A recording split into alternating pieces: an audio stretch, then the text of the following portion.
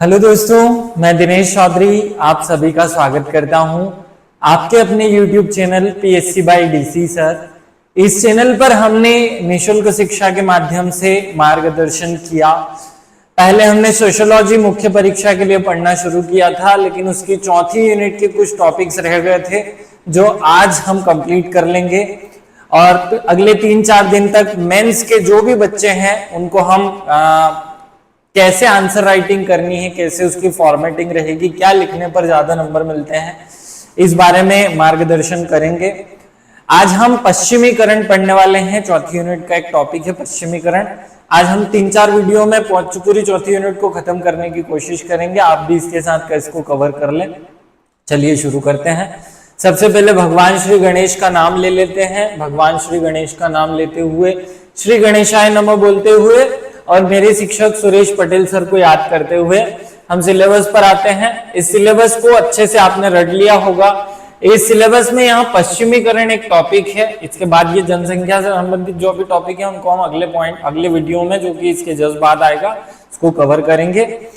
हम पश्चिमीकरण पढ़ लेते हैं, लेकिन पश्चिमीकरण को समझने से पहले हमें आधारभूत डिफरेंस समझना होगा आधुनिकीकरण और पश्चिमीकरण में।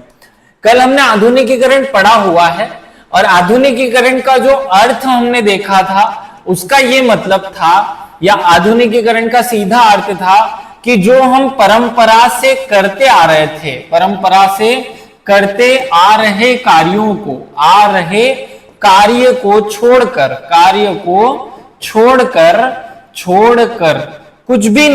कुछ भी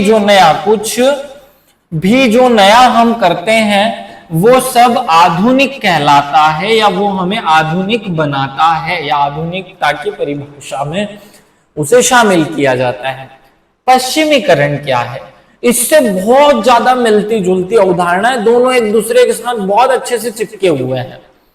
पश्चिमीकरण क्या है? देखिए, अगर हम भारत का मैप बना लें तो ये भारत का मैप होगा। इस मैप में हमें यहाँ पता है कि ये नेपाल भूटान हो गया, ये चीन वीन हो गया, इधर रूस है, चीन रूस सब हो गए। यहाँ पूर्व दिशा है और यहाँ पश्चिम दिशा है। और अगर हम कॉन्टिनेंट या विश्व के मैप को देखेंगे तो यहाँ यूरोप आता है, और ये यूरोप जो है ये केंद्र बिंदु रहा इस दुनिया में आविष्कारों का। आप ल्यूसेंट में दी हुई एक टेबल अगर देखेंगे तो वहां कौन सी चीज का आविष्कार किसने किया, जैसे भाप का इंजन का आविष्कार किसने किया, पेट्रोल इंजन का आविष्कार किसने किया, डीजल इंजन का आविष्कार किसने किया, मशीन गन किसने बनाई, टायर किसने बनाया, ये सब कुछ आविष्कार जो है वो यूरोप अर्थात पश्चिम में हुए। तो क्योंकि यहां आविष्कार हुए इसलिए ये लोग बाकी सारी दुनिया से आगे रहे और बाकी दुनिया उनके पीछे रही। इस बात का मतलब है कि बाकी दुनिया ने उन बातों का अनुसरण किया जो कि पश्चिम में हो रहा था। मतलब पश्चिम में जो आविष्कार हो जाता वो फिर बाद में पूरी दुनिया में फैलता। तो जब पश्चिम में कोई आविष्कार होता और उसे फिर भारत देश अपना लेता, तो हम भारत में उस आविष्कार को अपनाने को आधुनिकीकरण ना कहते हुए हम कहते पश्चिमीकरण। अब यहां पश्चिमीकरण और आधुनिकीकरण में अंतर बहुत स्पष्ट रूप से आपको समझना है कि भाई पश्चिमीकरण आधुनिकीकरण में क्या अंतर है, आधुनिकीकरण और पश्चिमीकरण, इन दोनों में बेसिक अंतर क्या है। पश्चिमीकरण, देखो, जब हम पश्चिमी देशों के किसी विचार को अपना लेते हैं, विचार को या आविष्कार को या बात को या नियम को या प्रथा को या परंपरा को अपनाते हैं तो उसे कहते हैं पश्चिमीकरण। अब पश्चिमीकरण जो है वो उसका सीधा सा अर्थ है कि पश्चिम में आई हुई या पश्चिम में चलने वाली प्रचलित किसी चीज को अपना लेना पश्चिमीकरण है। आधुनिकीकरण मतलब जो हम परंपरा से चलाते आ रहे थे उस चीज को उसे छोड़कर नया अपनाना, नया अपना लेना ही क्या होगा? आधुनिकीकरण। तो क्योंकि पश्चिम की सारी चीजें नई हैं, उनको हम अपना रहे हैं, तो पश्चिमीकरण ही आधुनिकीकरण का एक हिस्सा है। मतलब मैं ये कहना चाहता हूं कि आधुनिकीकरण बहुत बड़ा कॉन्सेप्ट है, उसमें कुछ हिस्सा पश्चिमीकरण भी है। मतलब इस पूरी दुनिया में जो आविष्कार होंगे, पूरी दुनिया में कुछ आविष्कार हुआ, दुनिया में जो आविष्कार हुए, वो आविष्कार अगर भारत अपनाएगा तो वो आधुनिकीकरण कहलाएगा। आधुनिकीकरण, अब वो आविष्कार भले ही भारत में हुआ हो, ब्रिटेन में हुआ हो, अमेरिका में हुआ हो, रूस में हुआ हो, अगर हम उसे अपना लेंगे तो वो होगा आधुनिकीकरण। लेकिन केवल यूरोपीय अर्थात पश्चिमी देशों के आविष्कारों या पश्चिमी देश के प्रचलन, अब यहां देखना, यहां ध्यान से सुनना, केवल आविष्कार नहीं, नियम, प्रथा, परंपरा, विश्वास को भी अपनाना क्या कहलाएगा? पश्चिमीकरण। तो पश्चिमीकरण जो है वो आधुनिकीकरण का अंदर, या आधुनिकीकरण एक बहुत बड़ा कॉन्सेप्ट है जिसमें पश्चिमीकरण भी शामिल है। यहां बहुत ध्यान से एक बात अब मैं समझाना चाह रहा हूं कि आधुनिकीकरण जो होता है, आधुनिकीकरण जो होता है उसमें हम केवल और केवल जो नई चीजें हैं उनको अपनाते हैं, नई वस्तुओं, नए नियम, नई प्रथा, नई परंपरा को अपनाते हैं जो वर्तमान के हिसाब से बहुत अच्छी हो, या अनुकूलन के लिए, या हमें सामंजस्य बिठाने के लिए, या परिस्थितियों से अनुकूलन करने के लिए, वर्तमान की समस्याओं से अनुकूलन के लिए हम अपनाते हैं। वो पश्चिमीकरण होता है, सॉरी आधुनिकीकरण होता है। अब मैं आपको एक बात समझाना चाहता हूं, पश्चिमीकरण क्या होता है। देखिए, आधुनिकीकरण का मतलब होता है नए वैरायटीकरण का मतलब होता है नए वैरायटी के वस्त्र। देखिए, भारत के लोग क्या पहनते थे? भारत के लोग साफा, लुंगी, धोती, पगड़ी, कुर्ता, पजामा, ऐसे कपड़े पहनते थे। जब हम पश्चिम के संपर्क में आए तो हमने सूट पहनना शुरू किया, तब हमने टी शर्ट पहनना शुरू किया, तब हमने ट्राउजर पहनना शुरू किया, तो हमने ये सब चीजें पहनना शुरू की। ये हो गया पश्चिमीकरण, क्योंकि हमने पश्चिम की फोटोकॉपी कर ली ना। लेकिन हमने यहां ध्यान रखना चाहिए था कि भैया भारत जो है वो उष्णकटिबंधीय देश है। उष्णकटिबंधीय देश होने के कारण यहां गर्मी ज्यादा पड़ती है। यूरोप जो है वो ठंडा देश है, ठंड वहां बहुत ज्यादा पड़ती है। तो ठंड से बचने के लिए वहां सूट बूट पहना जाता है, कोट पहना जाता है। भारत में अगर कोई व्यक्ति कोट पहन के घूमे और यहां 42 डिग्री का गर्मी चल रहा हो तो उसे हम गंवार कहेंगे। यह होता है पश्चिमीकरण। तो पश्चिम की किसी भी चीज को अपना लेना पश्चिमीकरण होगा, ना कि आधुनिकीकरण, क्योंकि हमने पश्चिम की कॉपी कर ली ना। नया तो है लेकिन आधुनिकीकरण क्यों नहीं कहलाएगा? क्योंकि आधुनिकीकरण कहलाता है वर्तमान की जरूरतों के हिसाब से, वर्तमान की जरूरतों, वर्तमान की आवश्यकताओं के हिसाब से नया अपनाना कहलाता है आधुनिकीकरण। लेकिन आपने तो नया कुछ नहीं अपनाया, आपने तो किसी और की फोटोकॉपी कर ली, और वो फोटोकॉपी भी अब आपको तकलीफ देने वाली है, समस्या पैदा करने वाली है। जैसे भाई भारत जो है वो एक सांस्कृतिक देश है, यूरोप में कोई संस्कृति है नहीं विशेष रूप से। तो वहां लोग फटी जींस पहनते हैं, फटे हुए कपड़े पहनते हैं, कुछ तो भी पहनते हैं, चड्डी बनियान में घूमते हैं। अब अगर उसी फैशन को भारत में लाया जाए तो भारत तो क्योंकि सभ्यता, मूल्यों, संस्कृति वाला देश, यहां जब कहीं कोई ऐसा व्यक्ति ऐसे कपड़े पहनता है तो उसे हम कहते हैं पश्चिमीकरण। बहुत ध्यान से इस बात को समझ लेना। पश्चिमीकरण का मतलब होता है पश्चिमी देशों की नकल कर लेना। अब इसमें अच्छी चीजें भी आती हैं और बुरी चीजें भी आती है। जबकि आधुनिकीकरण का मतलब होता है नया पहन लेना या नया कर लेना। खाने में नया हो, पीने में नया हो, पहनने में नया हो, विचारों में नया हो, चलने में नया हो, सब कुछ नया हो तो वो आधुनिकीकरण।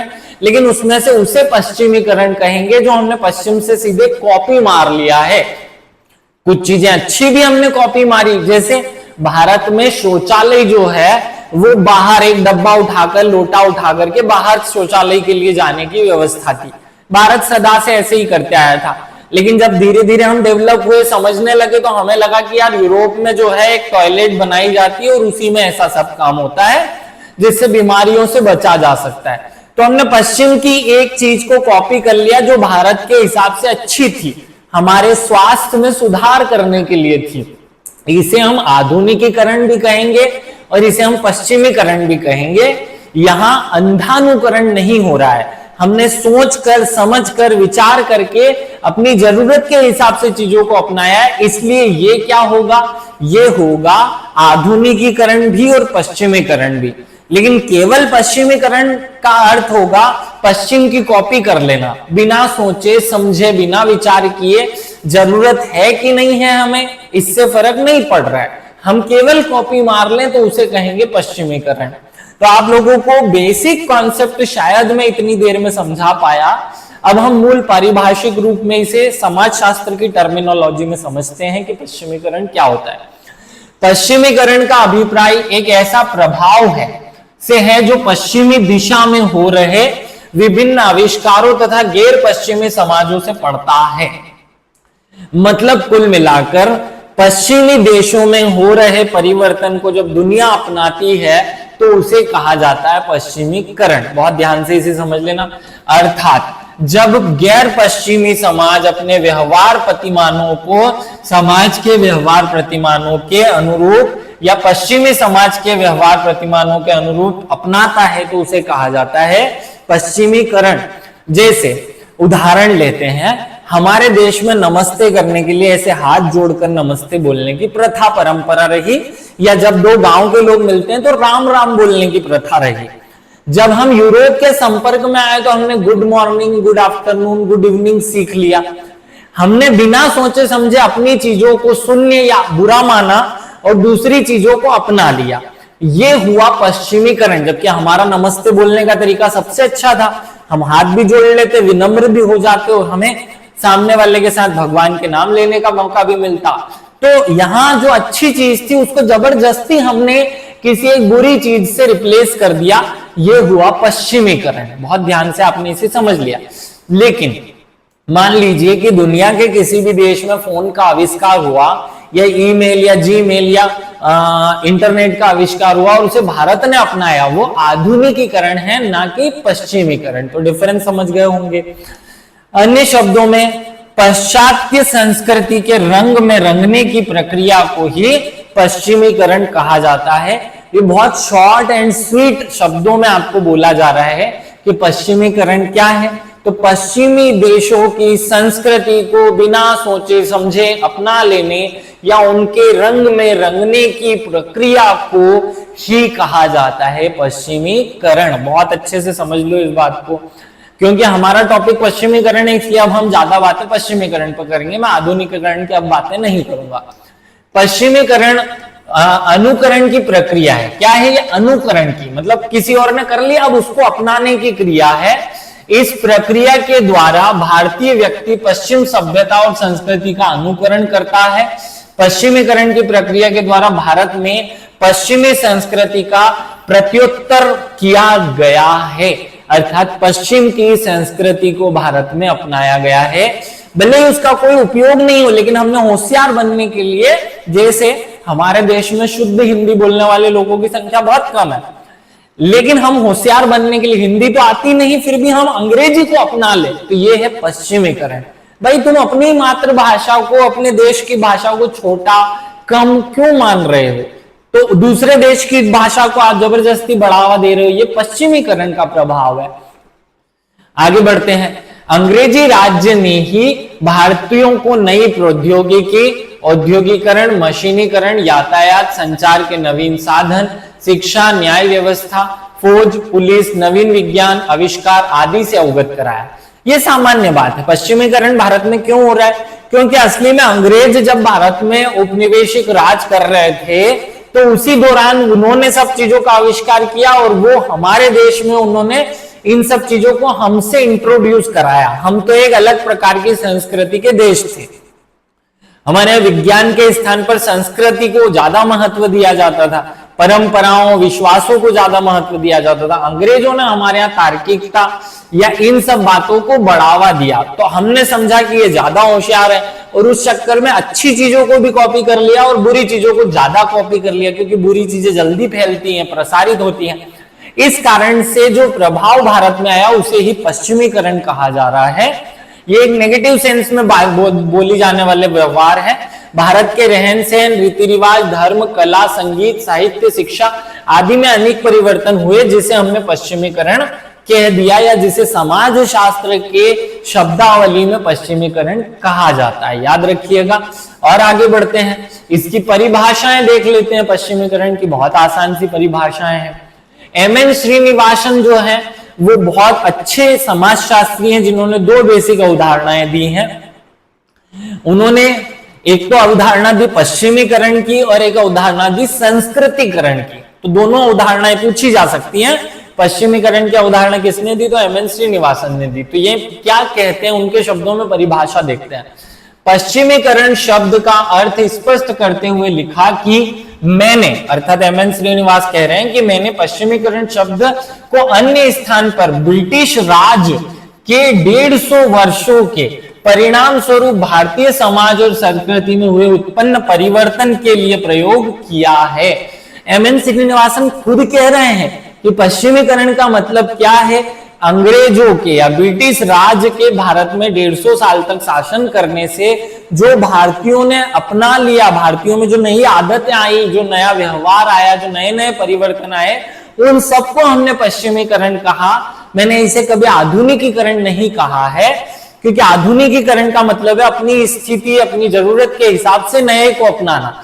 हमने अंग्रेजों के प्रभाव में जबरदस्ती अंग्रेजी को अपना लिया, जबकि जरूरत ही नहीं थी। जबरदस्ती हमने ऐसे फैशन को अपनाया जिसकी जरूरत ही नहीं थी। भारतीय कपड़े, भारतीय व्यवहार, भारतीय बोलने की या हमारा संबोधन का तरीका बहुत अच्छा था, हमने जबरदस्ती इसे अपनाया। यह है पश्चिमीकरण, याद रखिएगा। यह शब्द विभिन्न स्तरों जैसे औद्योगिक संस्थाओं, विचारधारा, मूल्यों, विभिन्न स्तरों पर उत्पन्न होने वाले परिवर्तन को सम्मिलित करता है। इसमें सारे उन परिवर्तन को सम्मिलित किया जाता है जो पश्चिम के प्रभाव में हमने आने से उत्पन्न किए हैं या अपना लिए हैं। और आगे बढ़ते हैं। लिंच, जो समाजशास्त्रियों बहुत शॉर्ट एंड स्वीट परिभाषा बोलते हैं, पश्चिमीकरण में आता है पश्चिमी पोशाक, पश्चिमी खाना पीना, तौर तरीके, शिक्षा, विधियां, खेलों और मूल्यों की स्वीकृति, ये सबको हम क्या कहते हैं? पश्चिमीकरण। इतने शॉर्ट में समझा देना। अगर पूछा जाए कि पश्चिमीकरण में क्या क्या शामिल है, तो 3 चीजें बता देना।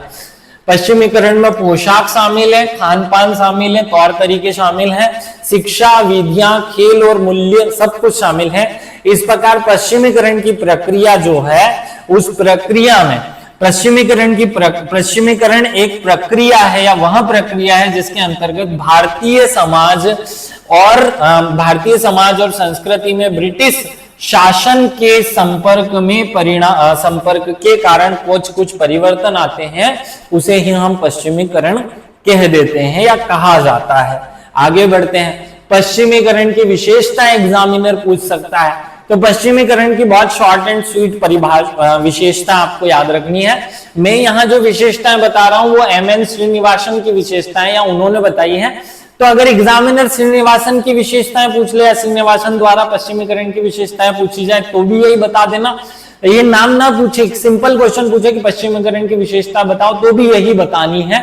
आप नोट कर लें दिमाग में। नैतिक रूप से तटस्थ है, जटिल और बहुस्तरीय प्रक्रिया है, एक व्यापक दृष्टिकोण है। व्यापक का मतलब क्या होता है? देखो, या तो किसी एक विशेष क्षेत्र में परिवर्तन हो या सब दूर परिवर्तन हो। तो क्योंकि पश्चिमीकरण ने सब दूर परिवर्तन किया, खाने में भी, पीने में भी, सोने में भी, उठने में भी, बोलने में भी, व्यवहार में भी, सब कुछ, पहनने में भी, सब कुछ में परिवर्तन किया, इसलिए एक व्यापक दृष्टिकोण है। इसमें पश्चिम का प्रभाव स्पष्ट है। इसके अनेक प्रारूप हैं। इसमें चेतना और अचेतन प्रक्रियाएं दोनों शामिल है। यह एक वैज्ञानिक अवधारणा है। अंग्रेजों द्वारा लाई गई है। सिंपल से इसकी इतनी सी विशेषताएं आप याद रख लेना। अगर आपको ये विशेषताएं कठिन लगती है तो मैं और अलग से आपको बता देता हूं। पहला, पश्चिमी देशों में प्रचलित व्यवहार को अपनाना, ये पहली विशेषता। दूसरा, अंग्रेजों द्वारा भारत में लाई गई है, दूसरी विशेषता। तीसरी, भारतीयों द्वारा बिना सोचे समझे या विचार किए इन्हें अपना लिया गया, ये तीसरी विशेषता। ये बड़े पैमाने पर अपनाई गई, इससे भारत में व्यापक परिवर्तन हुए, ये इसकी विशेषताएं ही हैं, आपको यही याद रखनी है। और आगे बढ़ते हैं। भारतीय समाज को लोकप्रिय बनाने का श्रेय भी अंग्रेजों। अब भारत को पूरे विश्व में हमने किसने प्रेजेंट किया? अंग्रेजों ने। तो वहां अंग्रेजों की चीजों को हमने ज्यादा अपना लिया।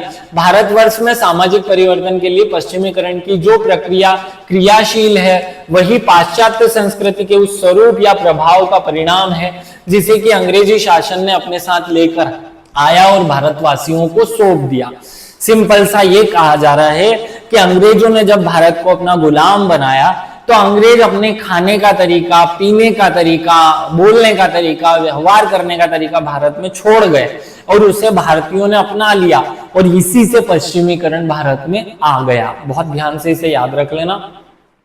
भारतीय समाज पर पश्चिमीकरण के क्या प्रभाव है?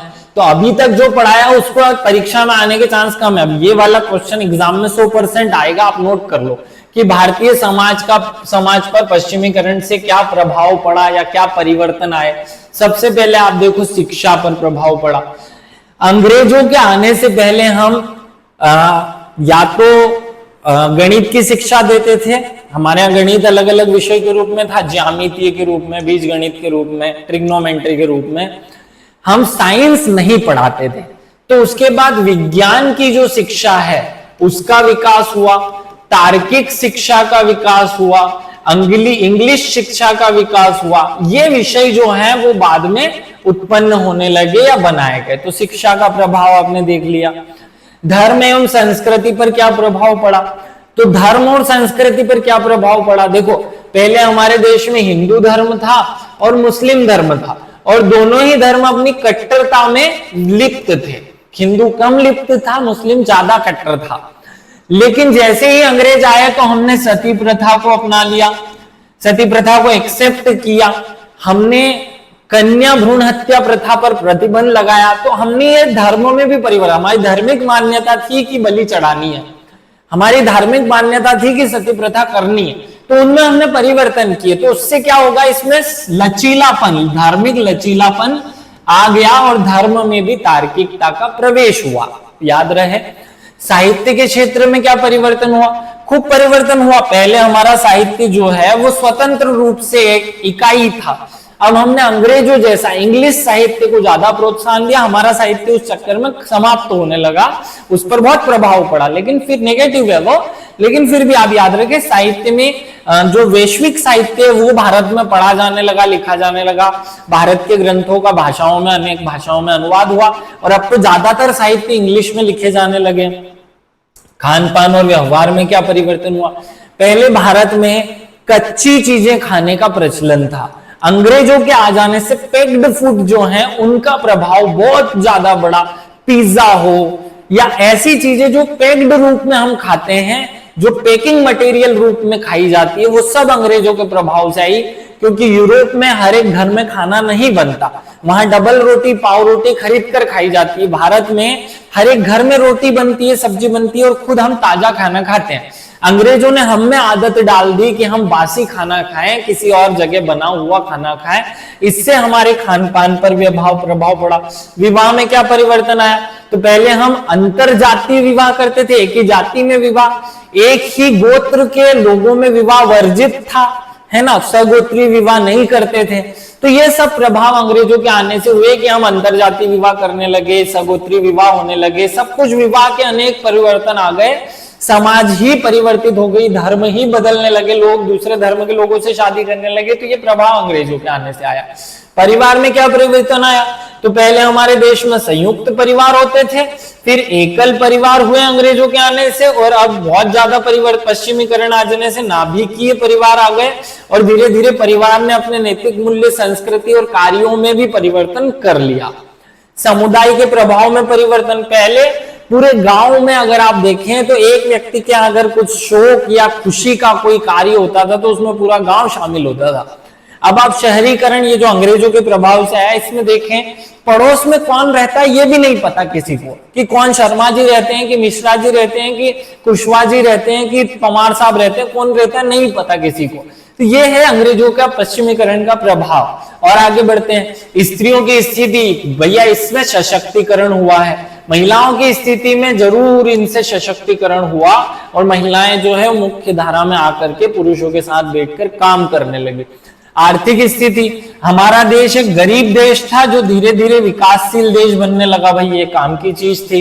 राजनीतिक क्षेत्र में क्या प्रभाव पड़ा, तो भारत में राजनीतिक क्षेत्र में भारतीकरण हुआ, क्षेत्रीयकरण हुआ। ये सब करण जो है, ये जितना भी परिवर्तन राजनीतिक क्षेत्र में आया वो अंग्रेजों की तरफ से आया। पहले हमारे यहाँ राजतंत्र स्वीकार किया गया था, तो भारत में लोकतंत्र लाने का या लोकतंत्र जनतंत्र लाने का जो श्रेय है वो अंग्रेजों को है। अंग्रेज नहीं आते तो हम राजतंत्र पे ही चलते रहते हैं। और आगे बढ़ो, ललित कला पर प्रभाव, स्थापत्य कला पर प्रभाव, चित्रकला, नृत्य, संगीत, सब पर प्रभाव।